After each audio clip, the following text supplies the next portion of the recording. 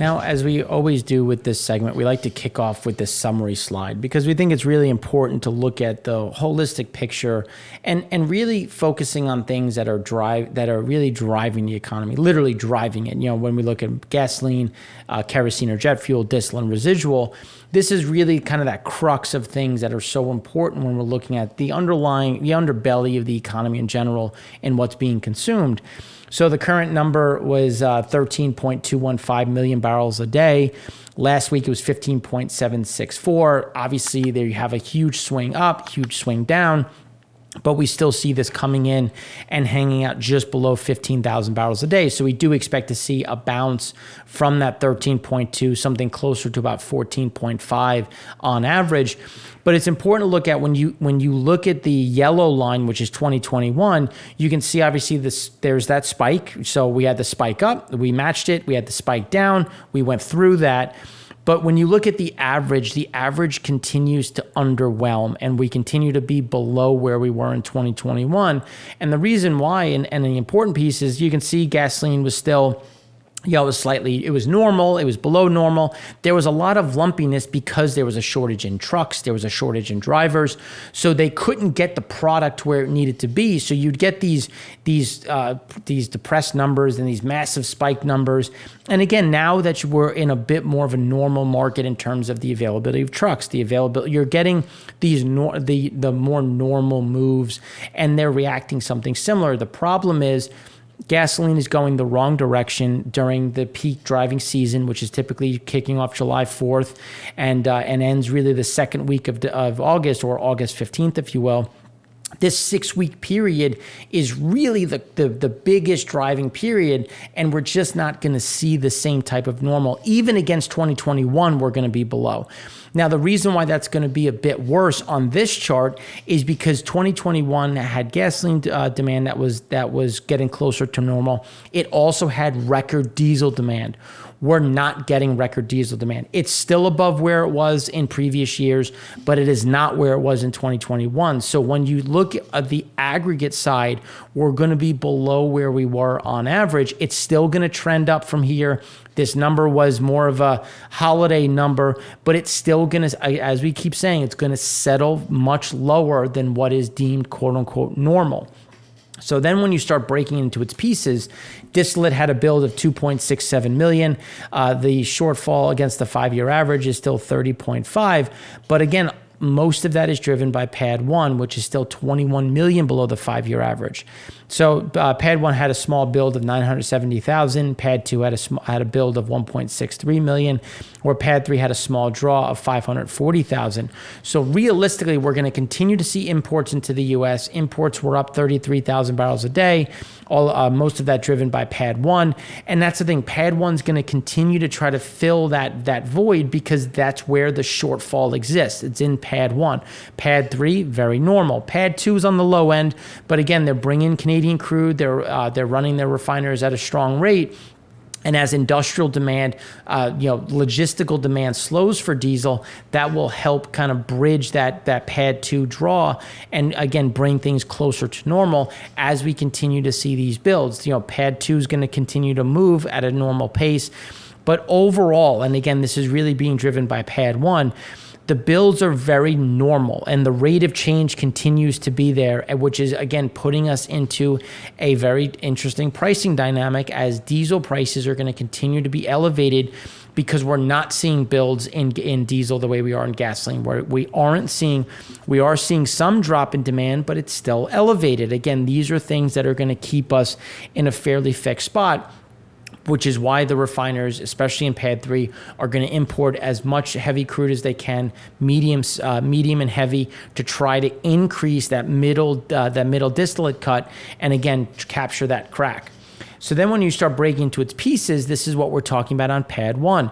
Pad 1 is still making new all-time lows when you look at storage. Storage is going to be a PADD 1 problem, and the issue is this is where a lot of heating oil is consumed. So while heating oil, obviously people may use this for their hot water, you're not seeing it's obviously depressed consumption, but as you get into winter months, this is when this is going to become a much bigger issue, and why but the problem is we don't see this adjusting anytime soon. Selfishly, it's one of the reasons on the private equity side we are investing in a refiner up in Canada, because we do think that there is going to be a structural shortfall of diesel, especially when you look at the East Coast. So when we look at PADD 3, you can see things are fairly normal. And again, it's still on the low end, which is why there's more than enough room for refiners to continue to operate. Obviously, 2020 was a crazy year. But when you take that out, there's room. There's a lot of opportunity for the U.S. to continue to run refiners at an elevated rate and to target this distillate cut, because we have room in storage. There's more than enough demand in the international market, and there's more than enough demand in the U.S. So they can sit there and arbitrage and really take out those highest bidders, whether it's internally or externally. But when you look at the demand side, as we were saying last week, the demand numbers were a bit overstated, and now they've crashed back down. And you can see it's very normal this period of time. We just think going forward, it's going to settle below the 5-year average. Again, not making new all-time lows, seasonally adjusted lows, just staying just below the 5-year at the lower end of that cloud, but still within a very normal confidence range. The problem is, in terms of storage levels, we need demand to either drop or supply to have a big response, and we're not getting either. Supply is, fairly normal, slightly below normal, but activity is not really picking up, which is going to lead to those pricing levels. Here's where we got it wrong. We thought we were going to get a bit of an increase in trucking activity, and you can see that it continues to just slightly trend lower. It went from 85.9 to 85.16. So it's getting that stability. We thought we were going to get a bit of a bounce to about 95. We had load availability that was increasing, as you can see, but load availability came back down. You're seeing these pressure points, obviously going back to 2014. You're still elevated, but you're coming closer to where we were in 2020. Again, seeing that bellwether, when you look at 2020 and 2021, diesel demand is just well below those two, at least the back half of 2020. But it's still above where we were in 14 through 19. So there's still some of that demand. It's just a matter of, can we get that supply online? On the rail side, rail continues to slow. We continue to see that move as we're getting a little those slowdowns at the coast really starting to filter through. Inventories remaining higher. Inflation obviously moving parabolic, which is taking negative real wages steeply negative, and again just impacting the way people buy, the people interact, and that's going to continue to be the case. Grains remains strong. Coal is going to remain strong. Forest products is going to remain strong. Metallic ores is going to be under pressure. Again, more of an industrial bellwether. And then, as we've been saying, intermodal units is going to continue to be underwhelming at this point in time, as motor vehicle parts also stay strong. But again, we're just going to stay very normal to, if you will, the retail traffic. When you look at what is normal for retail, what is normal for right now, we're just going to continue to see things pretty much standard, just below where we were in 2021. On the importing side, you can see things still remain very depressed. And again, change versus previous year, we're just going to remain fairly low. And even though we should be getting a shift higher at this point in time, because you did have those lockdowns in China, you did get a surge, but it's just being parceled out. You're seeing some of those pressure points. We are getting some of that into the back half of July, but again, that's also going to stream out over the course of August as they try to time some of this capacity coming through.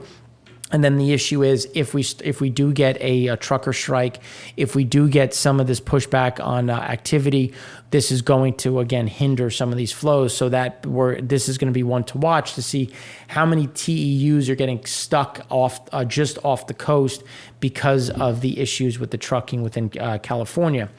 But when you look at the backlogs in general, here, this is just giving an idea of those normalcies. It's coming back to those 2021 levels, which 2021 was still high. So again, you're still at an elevated point, just not at the extremes that we saw as we are getting some of this normalcy getting passed through. On the natural gas front, we're going to do a much bigger reporting and show on Friday, looking at coal and natural gas.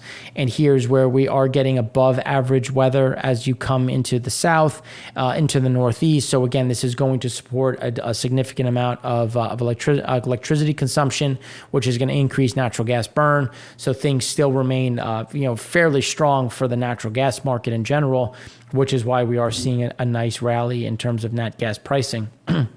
Gasoline had that build, 5.82 million. There was a build across the board. Pad 5 was just flat. But again, you're seeing those big builds when you look at Pad 3, Pad 1. So we're 13.3 million below the 5-year average, but that's all focused in Pad 1. Pad 1 is short 11.4 million versus the 5-year. So again, it's really all driven by Pad 1.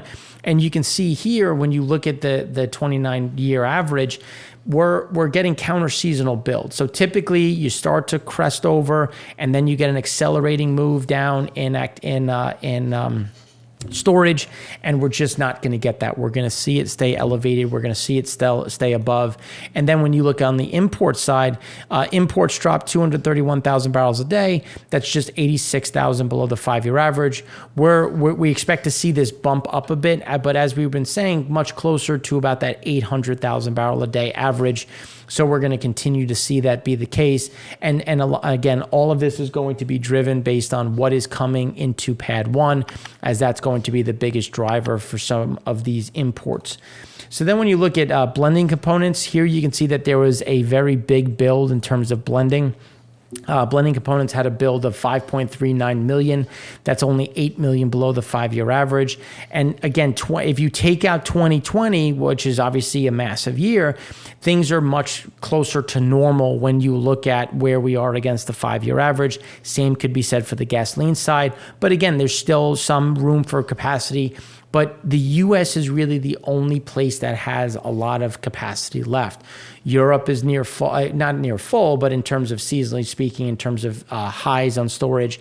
Fujairah, something similar, continuing to see builds. Singapore, same thing. We're continuing to see this walk up. And that's going to continue to be the case. When you look at production was slightly down for all products, but we do expect that to continue to move up just a bit. So now when we start looking at the gasoline demand across the board, here you can see that we have gasoline demand coming down a bit. But as we've been saying, in China, again, you're going to start to see things coming down as things reopen, where we have some more news in terms of shutdowns or the potential for lockdowns, or Shanghai, another one. Macau is shutting down their hotels again. So you're starting to see that pressure as you get that quick snapback, and now you drift lower. Google mobility for North America or the Americas, it's a bit skewed because you're picking up some of the numbers in here are picking up Canada Day on Friday. You had 4th of July, and then people stay the week. So it's not. We do think that bounces back a bit. But on a world level, we do see pressure to the downside. Emerging markets are starting to pull off their subsidies. You're starting to see that pivot. You're already seeing a lot of protests, which is creating those issues, and the TomTom congestion index is showing an indicative of more of those slowdowns. And as we've been saying here, we expect diesel prices to continue to come closer to 550, but there's a lot of staying power, which is why you didn't see diesel prices have the same type of that pivot up. They both went up together in terms of gasoline and diesel. Gasoline really overshot, but the come down is much slower for diesel, and it's going to continue to be the case. Gasoline is almost back to where it was in May.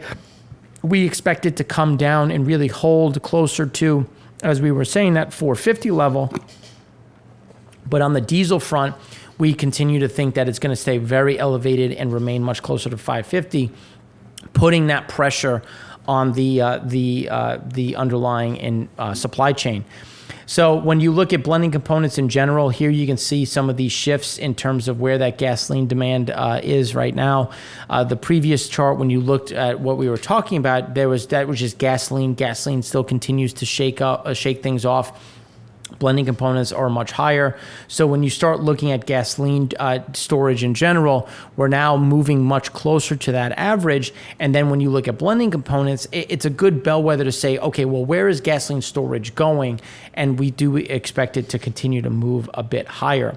So then when you look at demand, here you can see that fairly sizable drop, but we were still well off of where we were in the previous, really 8 years.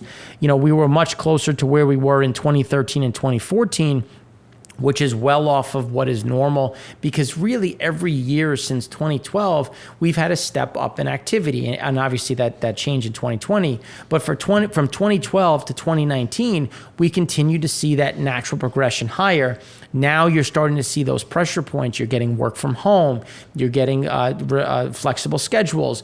You're getting pricing. You're getting economic pressure, which again is just going to just keep us fairly fixed. And I would say that there is a good chance that July 4th will be the high point. And now there's more than enough times. And when you look at on a seasonal basis, especially as we get into the first week of August and Labor Day, you'll get that spike, but we really think that there's a good chance that that July 4th peak will be the peak, and it will just be just below that. And again, stay at that fairly elevated level versus where we've been for the rest of 2022. But is it going to be? We were at a guidance of about 9.1 to 9.3 million barrels a day. We think it's now something that could be much closer to 9.1 on average, with the low end being 8.9, high end being 9.2, but still staying at that depressed level. Now, when you look at the data from the mobility side on Google, very similar to what we've seen, being skewed based on the 4th of July holiday, where you get some of those slowdowns, but we do expect that to bounce back a bit.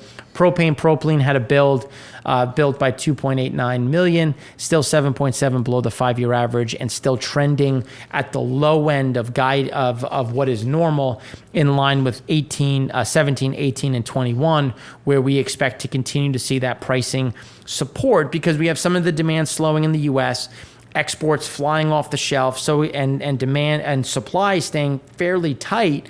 So again, that's going to keep prices fairly fixed where they are currently. Now, when you look at days of supply, again, just kind of bouncing around in that lower field, which we don't see changing. Jet fuel had that drop, as we were saying. It even went a little bit lower than what we were expecting. We expect it to settle out closer to about 1.45, 1.5, and just stay at that depressed level. That's going to be above where we were in 2021, but below where we were when we look at 16, 17, 18, and 19. Jet fuel had a build of 1.41 million, which is right in line with the 5-year average. Again, we don't see that movement too much.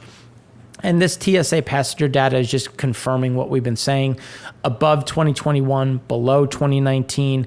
And we're just going to stay and essentially fill in that black space, that space in between 2019 and 2021. We're just going to fill that in. We're not going to be quite back to normal. We're going to be slightly better than what we were in 2021, but the pressure is there. Now, on the inflation front, we did get airline tickets come down a bit. We did get hotels come down a bit, but that's because the demand is waning, just because obviously the pressure on the consumer.